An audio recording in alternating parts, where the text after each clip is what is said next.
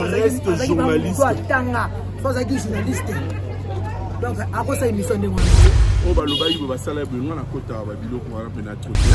Qu'est-ce qu'il a fait dans ce pays? Combien d'années? Hein?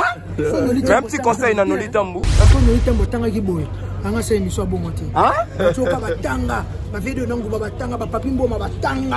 Papi mou mako na plateau ta sebe émission ndengwana petit tirette wana nani couche de poulet donc le temps émission na yé aza droit kata na ba montage na ba boyer pour na ko garder artiste en tant que professionnel aussi professionnel Ibrahim avec lui no le temps na mayele ya sana na yé te ko ça na ngata sana yé bonu ko bangono basali nzembo sali 20 ans de succès te ba tshikolo to pesa bango chance to kufater zama protéger tout là-bas 50 ans na bango tout à ba carrière ba 20 ans so banze ba moins na succès. La maison Stelman vous propose des prestations de qualité pour vos gâteaux de mariage, anniversaire ou autres événements. La maison Stelman vous propose aussi des gâteaux personnalisés pour vos anniversaires ou autres. Contactez-nous au 06 63 30 36 83 ou encore au 07 81 83 15 74. Vous pouvez aussi nous contacter sur la page Facebook Hostelmac.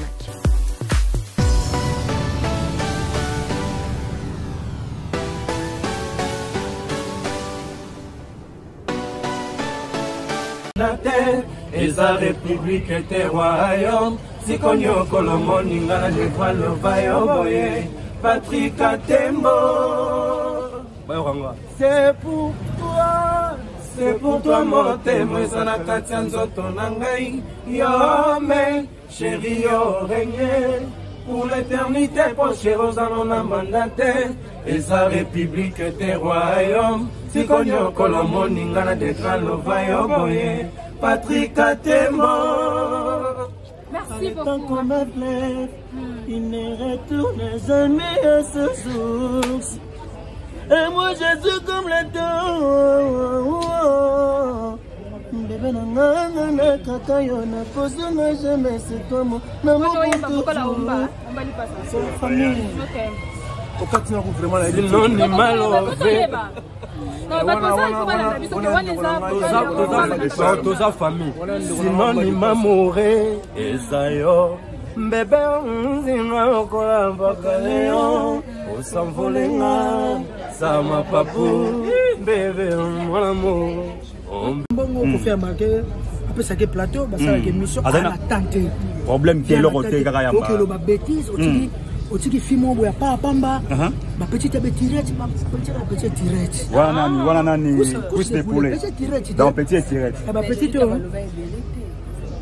mais le temps émission na yé aza droit kata na ba montage na ba boyer pour na ko garder artiste en tant que professionnel aussi professionnel Ibrahim avec lui no le temps na mayele bon ngana nolitam na leki muninga oleki na kitoko na mayi yo tangi ba nolitam na basaba garso batangi te soka tanga ya ko se émission bongo te ba yo azane ka lokola ba opportuniste mo boye ba ya ka na metene te ya ko sa même na RTNC te bozo été ibo so nolitam te na RTNC bon ngana nolitam bozo na yo bozo na RTNC sabani record ozo ba banani ba ozo ba banani ba wilika yende ça c'est l'émission bongo respect à la Kofi, respect à la Baptiste. Mais attends qui Elwa. Attends ga Kofi Olomide attends Baptiste belé. Mais alobini sana we katabina sana karma. Pate. Kaya ya Kofi ka via msana ki boye. Ko choupa, surtout ko choupa via trop. Via sana na yete. Ko via sana ngata sana yi. Boni ko se dit. Mais viens de voir qu'on a les gens. Moi aussi. Viens de voir qu'on a. Asa ngata sana kus. Pour les gens, les gens. Pour ça, petit, on sait le monde fait pour maman. Au bout de l'île. Pour les jeunes, sortie officielle, les gens. Pour faire comparable, vraiment. Congo Mobimba. Dans l'équipe, à part ma vie, merci. Moudaleki Kofi au Santé, mon Congo a été. Mais la boy Kofi Olomide, Babi Kofi Olomide, parmi les grands Kofi Azate, la mission Moro Bouté à l'équipe, mission Moro à l'équipe tous les musiciens. Asa no vocal. Ayemba ni nyambasi na ndage na ba muziki ba Kofi basala. Ba muziki ba vie beaucoup basala. O ka ba bangono basali nzembo sali 20 ans de succès te batiko to pesa bango chance to kufater zamba protéger to tout là ba 50 ans na bango to ta ba carrière bango ba 20 ans so banzembo bango za na succès nzembo la bango basali pute leki banzembo tout basala mokili ebeta rater le merci reste journaliste tanga faut ça qui journaliste donc après ça émission de mon Tony Koko le problème c'est quoi moi je viens pas dans ma biloko wana. J'ai quand même, je respecte le téléspectateur, et puis tous un sponsor Morbisomi Ballet, c'est un monsieur que nous devons respecter, Pablo Kini, dispensante. Père après ça, on va conseiller bien moi c'est maman Poupette Kini. Si tu veux me voir dans des polémiques et autres, l'hiverne, Tony Koko là, je ne viens pas dans ma biloko. Je reste qu'à Tony. Aujourd'hui, nous sommes en train de présenter nos émissions. Elles sont des émissions musicales, hein, culturelles en général, puisqu'on parle plus de l'art d'Orphée qui est de la musique. Mais au moins, je commence à mettre déjà le Kona à la politique. Je présente aussi des émissions politiques. Donc, Babilo, on a la polémique, on a salaki bouematier, on a loué buzz, on a fingagi nanyo, mais nous devons quand même respecter ma grande personnalité, on a importante, Nambo Kanabiso. On dit, il y a un adage qui dit aux grands hommes la patrie reconnaissante. Il faudrait que nous, d'abord, nous commencions à respecter nos grandes stars que nous avons. Pourquoi il faut respecter ma Mikolo, on a ma star na biso. Biso mo faut ça la promotion à musicien na biso. Surtout promouvoir ma musicien na biso té. To ba star na biso ka ya mboka en général. Mboka na biso, il va nous tirer la rare na ba l'hiver. Ba l'hiver veut dire bêtise hein, buzoba. Alors nous devons éviter ba buzoba wana. Internet spécialiste va te belé dans ma buzobo. Ils ont continué au kumbaga. Mais au moins certaines personnes qui ont ça la même musala na moi logique mon propre. Mathieu, je te félicite, c'est pas parce que tu es meilleur, mais la paix polémique, il faut, mon cher. Il faut l'excellent au cas daté. Je pose ma casse na maï na yo. Mais j'apprécie beaucoup. C'est que je vais te dire, oh baloba il va saler besoin na kota ba biloko wana penato. Il y a la monde nangate. Mais c'est que je veux dire na linga penate to finga ba artiste na biso to dénigrer bango. Bazara ba star minene na bamboka libanda na non pot. Oh yo mon artiste belé bamboka belé ba ya na mboko pe ba tondisi. Et puis so artiste en soi qui na bamboka libanda ba otondisa ba osala ba ni. Il y a faut respecter bango. Et puis il faut voir aussi Koffi Olomide, qu'est-ce qu'il a fait dans ce pays. OK mutatanga. Combien d'années? Hein? Un petit conseil dans Nolitambu. Un petit conseil dans Nolitambu. Je travaille avec lui, c'est quelqu'un que j'ai beaucoup d'estime pour Nolitambu. Il fait bien son travail. D'ailleurs, nous partageons Bani Napsou, la prestation Napsou dans la chaîne PGA. Mais je pense que lui, il avait fait aussi son travail. Mais bon, Internet, il peut ne changer à Kamaka. Mais Noli, je l'encourage aussi. J'aime sa façon de faire les Moussala Naye. Mais moi, je dirais seulement, ceux qui nga, j'allais peut-être ne pas laisser Babylon Moussoussou les gars. Moi, je ne fais pas Babylon. Ça, je vous le dis devant Dieu. Hein, je vais quand même saluer Djibril Pandoumaï, son caméraman, il a tel mélange là, il y a un pipi de lion, là, c'est la terre, il y a un Simbi ceinture à boss. Pourquoi ça comme double ceinture? Naebi. Parler par-ci par-là, aux États-Unis, en France. Ah, ouais, c'est dans Congo, tout le monde ça sous le défaut. Pablo Kini, dispensant, très très puissant déclarant la Luanda. Au moins, dans Luanda, Mikolo, on parle que de lui. Moutounio, c'est vraiment le cas. Mais c'est un monsieur qui, au monde, n'a pas parté. Au monde était comme mais la toute place il y a un bateau il y a avant quelques heures à Longwa qui n'est pas allé maman Poupette à Ozelaye il a mis sa prière à Sambela Raffort et puis Joanna Romana Enzo boss Romana producteur d'orchestre groupe chrétien. Merci beaucoup. C'est à moi de vous remercier de temps plus que vous avez laissé un espace pour parler. Au monde Tony Koko Tanga son Nolitambu Tanga qui boy anga c'est émission bon monté ah soka batanga ba vidéo nangu batanga ba papimbo batanga papi mo makova na pas tout ça émission ndengwana Nolitambu janvier mo konja lekio na mayele ah janvier mo konja lekio na mayele telle émission ndengwana deuxième apôtre si vous lelo na apôtre tout Koffi Olomide tant qu'il apôtre il y a 13e lelo squad boaki il y a monde au moins biso to na ba blo mo so to beti pan et que normalement compliqué au moins pas comprendre les jeunes mais il y a monde pas pour ça une semaine. Pas perception une semaine, mais expliquez nous Batou. Vous avez combattu la disque aux légendes. C'était pourquoi ils ont pour Nani. C'était les producteurs.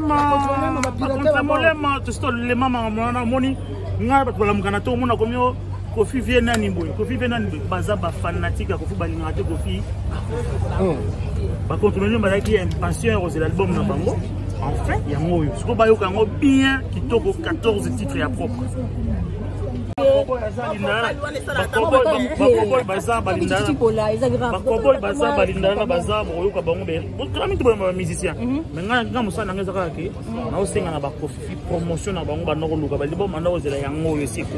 Il est temps maintenant pour l'accès fort le 25 tu as vu que la journée Rolex à moi une aperçue yango to singa kike ba confier ma confier to sanga na moi quelque part on a honoré journée na biso bientôt mon père me continue moi roya pour recevoir sortie officielle il y a légende peut-être de livrer concert moi quelque part mais ça sera annoncé puisque on a va tourner là donc le Canada au zone on a biso donc tourner Australie après Australie au zone donc année prochaine des boyes pour ma remonter on continuer mais pour l'instant le 14 titres je n'a recommandé encore de plus na ba confier na ba confier pour consommer en gros. Ok, mais le soutien pour non, il y a voilà. Il y a une question, on a une question boy. Au moins une question lobby, tchatcho existe déjà. Ils ont déjà maï. Attends, boy en gros consommer. Mais si on a quatre wana, bon on bien. La quatre wana, tu as tchatcho ko bien en gros tchatcho urbain. Oh, tchatcho. On m'a comme c'est tchatcho urbain, non? Il y a une question. Voilà. On a cinq moni, na linga bandego yo, bandego sur presse bandego nanga surtout bino bandego nangandi. Na linga toyoka album pour te poser ma question. On a après il y a aussi 1000 émissions lobby. Je préfère que na recommander un album que n'a pas ayebisina au team de la banzembo. Toyoki to sololi. Mais na kati to na secret c'est que ça tchatcho urbaine. Na kati bo kama mélancolique moi na kati ko felo mide ate na kati na kilelo. Ezaka tchatcho ne bo misana mais to on a urbanisme mon na kati. Pourquoi il ben? Alors comment il est biso nzembo na biso moko boye ko benga ngo comment on appelle la chanson. Voilà, je t'aime, je t'aimerai, je t'aimais. Et ça, rumba, tu vois? Donc, la saigne encore na batu. Bah, quand on a 14 titres, bah, on a secret, oh, ils ont légendaire et moi, si donc, quand on a 4, on a secret, moi, on a 4, il y a surtout urbain, on a je sois. Yoka, on a 4. C'est na tu n'as pas Maël TV. Maël TV, Yoka, Yoka, tout ça, la seconde émission, il y a bien quoi. Ok, merci, merci. Voilà, Didora, j'ai une question à poser. Est-ce que le nouveau recrit Yembi va participer à notre album? Le nouveau recrit, notamment Blana Moussaka et puis volume 1, et puis vous êtes conscient, Prince Oyebi, que l'album, Baningo Baoutsovia, récemment, Légende, il y a 2 volumes. Au premier volume, il y a volume de Légende Diamant. Deuxième volume, il y a l'année prochaine, peut-être au Yoka, on a 4. Maintenant, les grands mots pour de l'élection à Kin, à peu près combien de temps? On a Bisso à Souka, et là le 13 à niveau à Canada. Dans le 9, on a Canada, dans l'Olympia Canada. Après, on a Bisso à parmi, entre le 15, on a Kishasa. Puisque, à part Wanato qui est en Angola, après, on a tourner en Australie, si le 28. Mais pour la première fois, un Congolais habite en Comore, ça sera Kofi Olomide. Pour la première fois dans l'histoire, île de Comore, un Congolais habite à Rati. J'ai dit que pour la première fois dans l'histoire, île de Comore, on fait l'homme là au livre concert.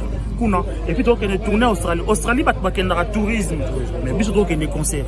Est-ce qu'il y aura aussi des participations à différents artistes? Parce que Kofi Olomide est aux États-Unis, il y a des artistes. Mais est-ce que tu as un quartier latin au grand complet dans l'Australie? Merci la question. Quartier latin, il y a 2 T.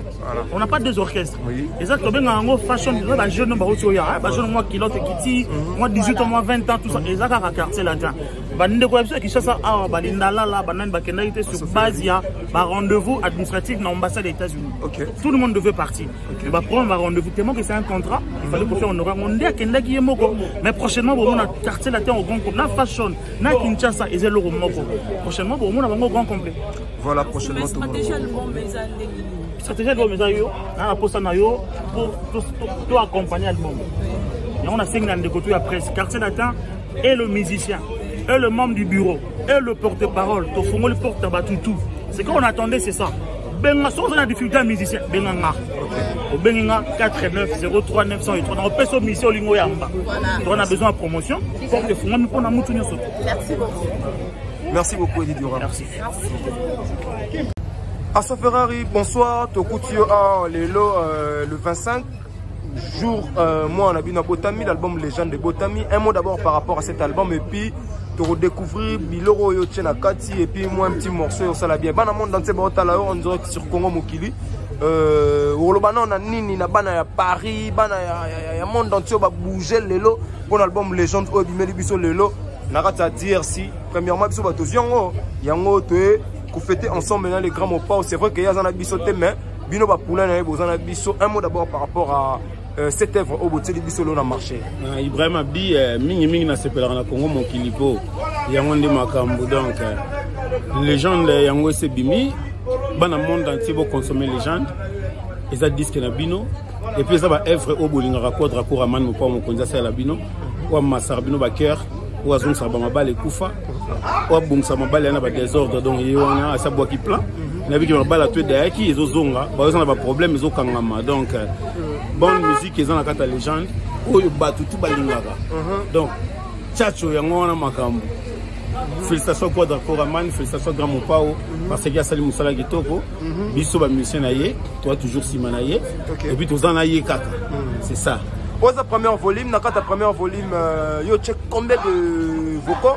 Est-ce que tu baba na monde entier ba combien de vocaux yo check. Premier volume na na vocaux moko un volume na vocaux moko tout à l'heure yango yo beta wa synonyme amour ezala un bébé yo langwisinga koleka pakaleon o s'envolenga sans ma papou bébé mon amour mon bébé mamie Kimberly voilà. Mais qu'on fait en talent depuis les États-Unis d'Amérique au Colobane nini na œuvre au Bisso et puis tout le monde peut générique comme casse Bisso.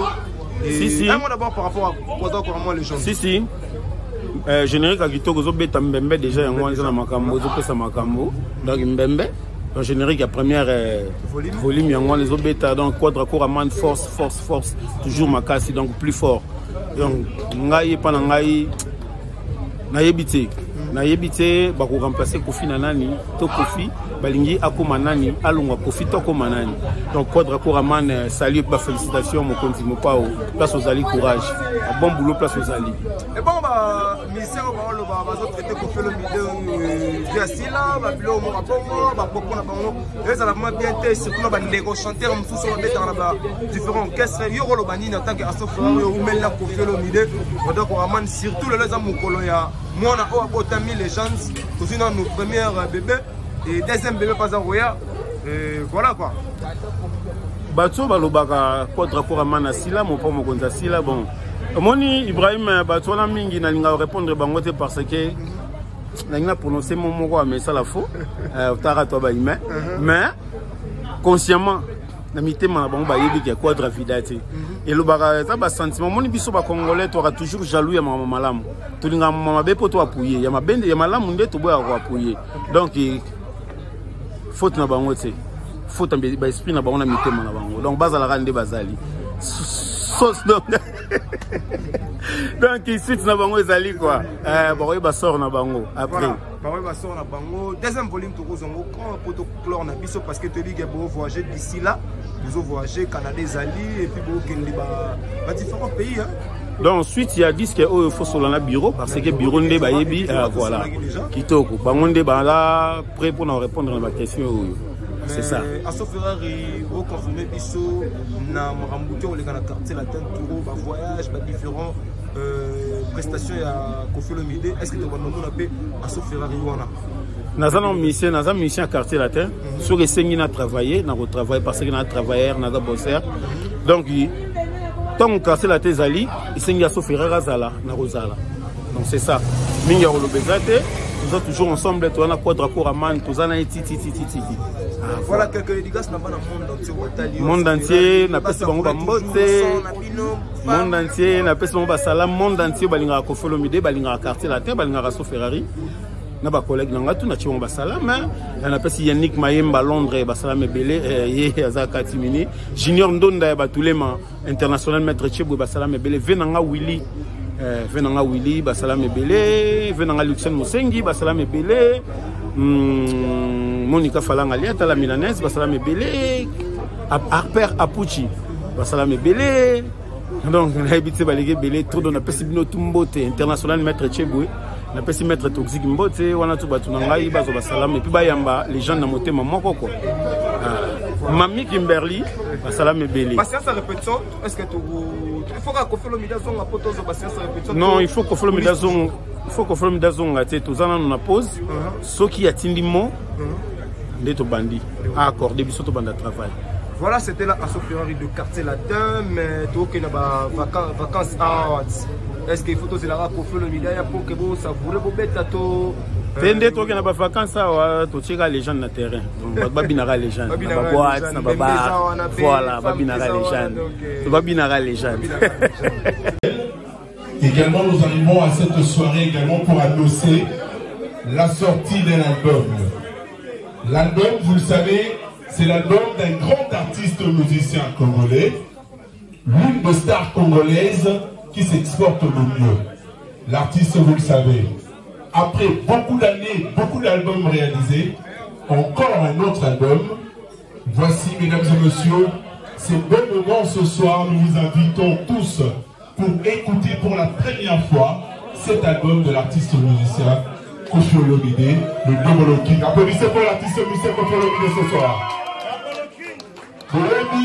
Koffi Olomide, depuis qu'il a commencé, a pessalu sur musique à Kitoko. Et il continue encore à nous donner de la bonne musique. Rappelez-vous que c'est l'un des artistes africains, Oyo, Bobo Bandobeta, Anzengo, la fête, il y a un mariage, de 18h à Sigoti, à 18h à Lobby, la piste. Alors, il a voulu quand même nous faire encore un cadeau comme d'hab. Voici un album que l'artiste nous propose, que vous aurez les temps pour écouter ce soir, l'album Légende de l'artiste musicien Koffi Olomide. Dans quelques petites minutes, après toutes ces chansons proposées de l'artiste Koffi Olomide, nous pensons avec ces bons moments que nous allons passer ensemble avec Parc de Prince, qui est également un lieu ou une place qui est réservée aussi également et on se retrouve ce soir la Parc de Prince pour écouter musique à Koffi Olomide. L'album Légende, vous aurez le temps de commencer par le générique. Si vous soko la mamato et la bala basse sur hasard va mettre alors ma bobo, c'est moment ils ont une femme. Bon c'est faire un tel bon on a écouté. Bala basse la oui biloté, vous mettez ma bobo ma basse sur Koffi Olomide. Voici en collaboration étroite avec la grande équipe qui organise ce soir pour la sortie mondiale de l'album Légende du grand Mopao Koffi Olomide Double King. Nous allons écouter fredonner ensemble, danser, puis César ouverte pour danser l'album Légende de Koffi Olomide. Merci à vous encore une fois d'être là ce soir. Que la fête commence, une grande joie pour la sortie officielle mondiale de l'album Légende. Nous pensons remercier la personne qui a permis à permettre que Tozara à la Pokwalelo, le boss Joël Timba. Merci à vous puisque d'habitude au soutenir Abis, au soutenir Quartier Latin avec Parc de Presse. Et c'est un lieu, n'hésitez même pas à faire un tour ici pour grignoter quelque chose, partager un verre. N'hésitez pas chez Parc de Prince, c'est l'ambiance folle et chaude qui règne tous les jours. Le boss Joël Timba, merci à vous de nous recevoir ce soir. Applaudissez pour le boss et le Parc de Presse, également pour l'album Légende du grand Mopao Koffi Olomide. Faites le bruit, voici l'album Légende. Merci. Tout à l'heure, dans quelques minutes,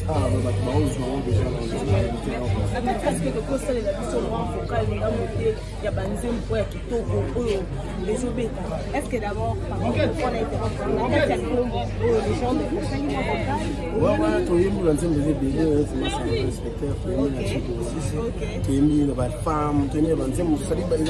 les gens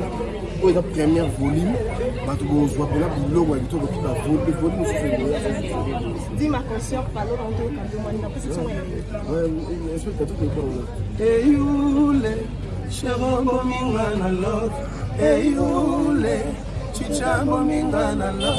Ifalo boyanga na yelanga te Chichi falo boyanga na saison de pluie Soyez bomaye Chicho bominga Obominga Chibolo bominga Oh Chichi, mon amour, Ngawanaza sans défense. Amour nanga sans abri, exposé dans un souci. Traumatisme si créé par route principale à Montemara. Pesanga d'amour l'amour, Nazongi c'est l'opi l'amour. Pesanga d'amour l'amour, tu es le plus bon cadeau que la vie m'a offert.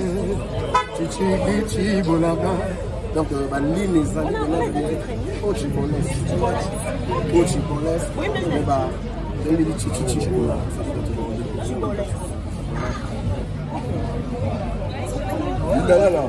Aujourd'hui, sous chaque chose, il est si je me sens là, chaque chose, il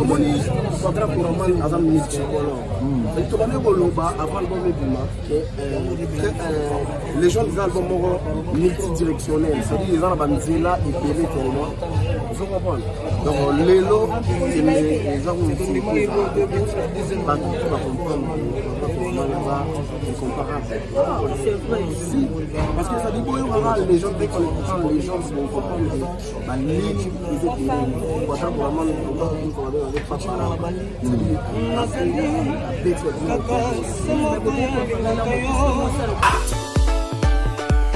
La maison Stelmach vous propose des prestations de qualité pour vos gâteaux de mariage, anniversaire ou autres événements. La maison Stelmach vous propose aussi des gâteaux personnalisés pour vos anniversaires ou autres. Contactez-nous au 06 63 30 36 83 ou encore au 07 81 83 15 74. Vous pouvez aussi nous contacter sur la page Facebook Stelmach.